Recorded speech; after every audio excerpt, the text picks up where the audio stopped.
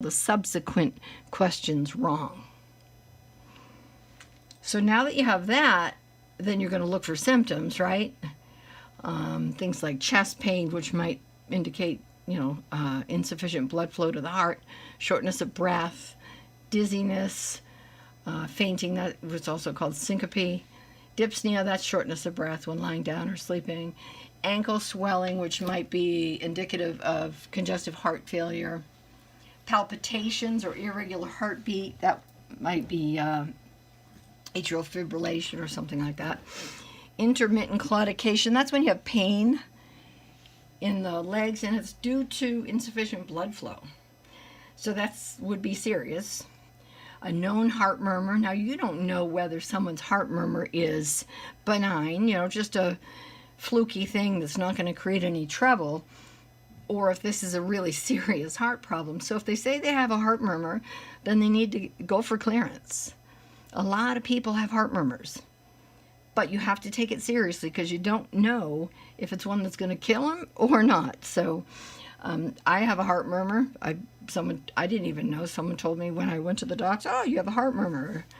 And they made me go get an echocardiogram, and they said, yep, okay, it's nothing. It's just one of those fluky things, no worries. And I didn't know it until, later in life. And then another doc said, no, you don't have it. I learned also they can go away. So, but you don't know, so you have to make sure.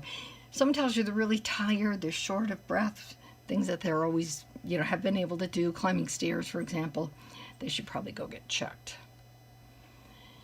And then you decide, low risk, moderate risk, high risk. So low risk is someone with 0 or 1 risk factors, but no symptoms.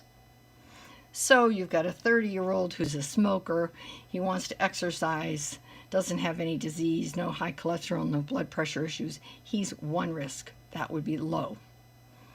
Moderate risk, someone with 2 or more risk factors, but still no symptoms. So you might have someone who says, let's say you have a 56-year-old man who smokes and he's been sedentary. That's 3 risk factors. That's still moderate. If that 55-year-old says, yeah, I get chest pain when I do the treadmill, now he's high risk. If you have a 40-year-old with diabetes, which is a metabolic condition, that's high risk. If you have a 20-year-old who says, I have a thyroid issue, that's a metabolic disease. That person would be high risk.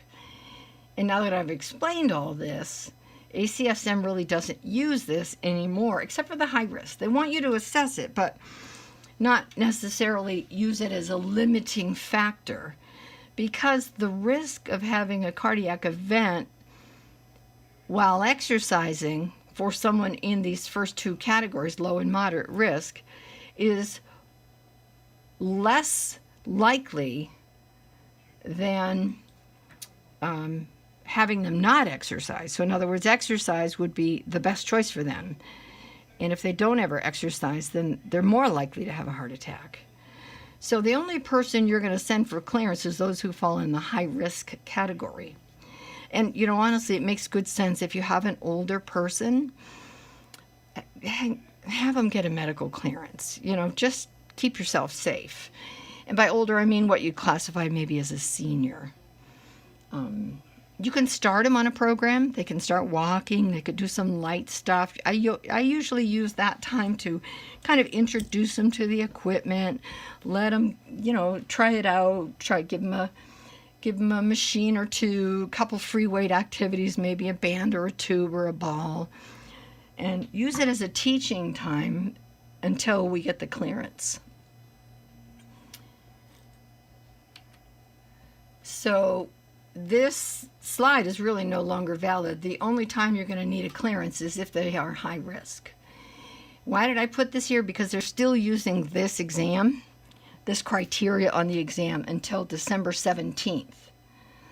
So if you were to take your exam before December 17th, all of this is what you need to know. The risk factors and the risk stratification. If you take it after December 17th, so it won't be back and the exam won't be open again until Christmas, then you would use the new criteria. Also, if someone's pregnant, it's a good idea. You mess with somebody's baby, you're going to be in big trouble. So you have a pregnant lady, you want clearance. Whoops.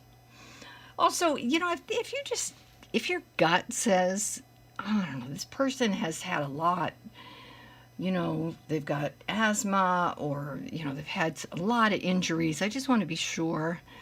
It's okay to do that. You might, again, be able to start them on something light.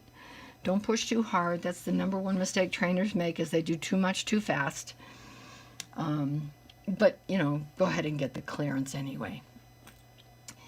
If this guy came in with a cast, it doesn't mean I wouldn't let him exercise. I just wouldn't let him use that leg to exercise. I wouldn't give him a leg press with 2 legs.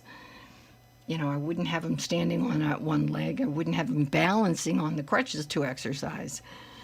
But in fact, if you exercise the right leg, the left leg gets some benefit from it. So I might put him on a leg extension and say, lightweight, we can go ahead and use just the right leg, as long as I felt he was stable. So just because somebody has an injury doesn't mean they can't do anything, right? You don't want people to be sedentary. You want them to exercise. Make sure you're getting the consent, and the consent should include everything. I'm putting up a chapter on consent and 2 chapters actually on consent and liability I'd like you to read, just for your own benefit. And then again, let's take a look at this. You have a 51-year-old female, 5'5", 150. She smokes, so that's a risk factor, right?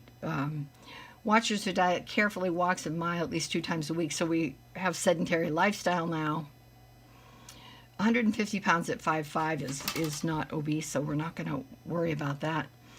Blood pressure, her systolic is high, and she takes meds. Now, we're not going to count that twice. We're only going to count that once. So she has smoking, sedentary lifestyle, high systolic blood pressure. Cholesterol is under 200. Mother taking meds, that's not going to affect. Father had a heart attack at 60, but that's over 55, so we're not going to count that. Bursitis, yeah, that's unfortunate for her, but that's not going to cause her to have a heart attack, right? So we're not going to count that. We'll consider it when we design her program, but we're not going to count it as a risk. So she has 3 risk factors. Let's look at this one. 38-year-old male, 5'11", 212, so he's not obese. Cholesterol of 290, holy tamale, that's a problem, right? He's a pharmaceutical rep, so that probably tells us he sits a lot in his day-to-day life. Eats several meals a week in a restaurant, including fast food. That is not a risk factor, nor is sitting a lot. It's going to contribute in the end, but we're not going to count that. Both his parents have elevated cholesterol. We're not going to count that. The fact that his parents are overweight, we're not going to count that. His maternal grandfather died of a stroke at age 54. That's not a first-degree male relative. That's a second degree. We're not going to count it. His paternal grandmother is a diabetic. That's second degree. We're not going to count that. Blood pressure is 132/90. So that diastolic is high. That means that's a risk factor. So right now we have cholesterol. We have high blood pressure. And he's sporadically active. That's number 3, right? We don't know what sporadic is. We would need to clarify. He might say, probably once a month or something. We're definitely going to call him sedentary. So that's it. He has 3 risk factors. He's moderate risk. And that is that. Now, the thing I promised to tell you is that if you made it this far to the end of this video, I am reopening the risk stratification quiz that most people did poorly on, and I'm going to let you take a second shot at it. Hoping that this video helps you have more success. Thanks. Have a great day.